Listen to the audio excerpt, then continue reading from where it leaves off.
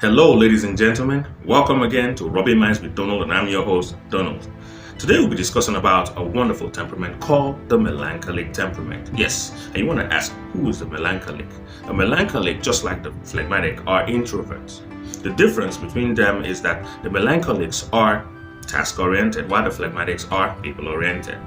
Now, being a task-oriented melancholic simply means that a melancholic would rather express his or herself with actions rather than words.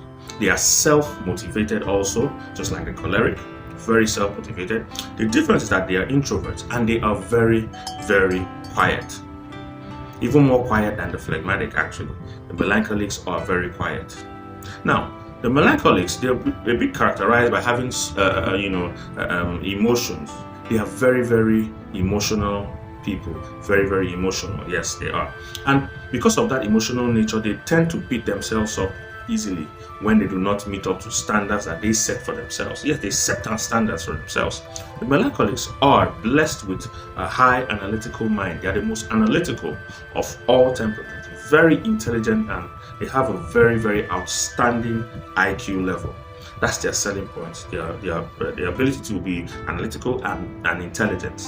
They have a very high intelligence standard and rate. Now, the melancholic, because of that intelligence, they're usually perfectionists too. So that's why they usually beat themselves up. And because of that, they can be a bit hard to please and very, very, very moody. Once they don't reach that standard that they set, they can be very moody people, very quiet. I'll give you another example. A melancholic can successfully plan his or her birthday party, make sure everything is intact, make sure everyone enjoys themselves, and they will just excuse themselves and rather watch how people are enjoying themselves. They could be very withdrawn also. But that notwithstanding, they are very, very intelligent. Very dependable people. They are loyal, people that you can actually count on, and they do not need extra motivation. Good. And because of that, you tend to put them in roles, and they tend to excel in roles that they're being put in, or when they are given a particular role, they will finish that role properly. They will analyze it first before entering. They will analyze it totally. Very hyper analytical people. Now, I'm going to discuss some strengths and weaknesses of the melancholic. Let me start with some of the strengths. Now, like I said before, they are dependable, very dependable people. They've got the brains. They are analytical, highly analytical. They do not go or venture into anything without thinking properly. Is this worth it? Is this the best route to take? Is this the best way to go about it? They're very, very analytical. They are task-oriented. Yes, like I said before, they are perfectionists by nature. They always beat themselves up.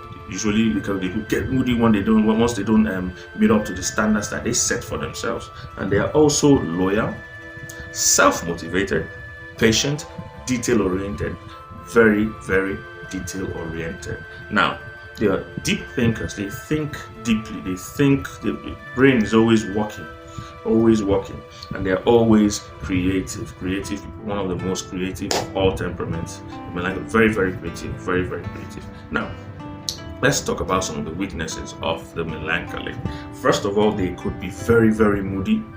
They are a bit unstable with their emotions. Yes, 1 minute they are happy, the next minute they are off, moody, sad. They could be very moody. Secondly, they could be selfish. Yes, they could be self-centered. They like their space. They like their properties. Before you touch any property that belongs to a melancholic, you must make sure that the melancholic knows they just like to just be by themselves. They're self-centered. They are also pessimists. Before they venture into anything, they like to make sure that is to ask questions. Is this right? Is this the best decision to make? They will criticize it and be pessimistic first before saying, okay, let me try it. Another one is they might have a poor self-image. They're very quiet.